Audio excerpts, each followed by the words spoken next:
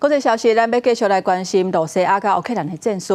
本来讲搁偌济这一天要暂时停火，不过双方煞是发动几啊百架的攻击，而且20的时阵煞是互相指控对方伫搁偌济竞争搁继续咧拍。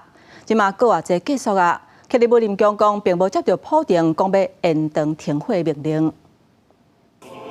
罗西亚甲乌克兰20各地斗阵甲社区有庄严神圣的仪式甲活动。罗西亚总统普京宣布，搁偌济停火一日，伫大部分人半信半疑的情形之下，能够未少地区遭到攻击。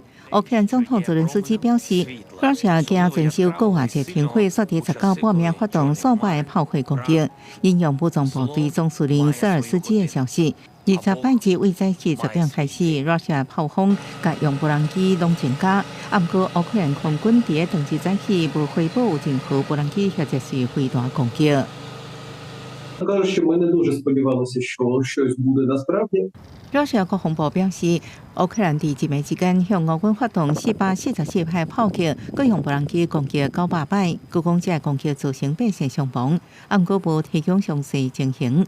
双方拢指控对方搁偌济照拍，普天停火无人遵守，搁偌济过去。克里姆林宫被问到是毋是有延长停火可能，发言人佩斯科夫表示，无新的命令落来。Хорошо, я думаю, будет Пасха. Это всегда надежда на хорошее, на лучшее.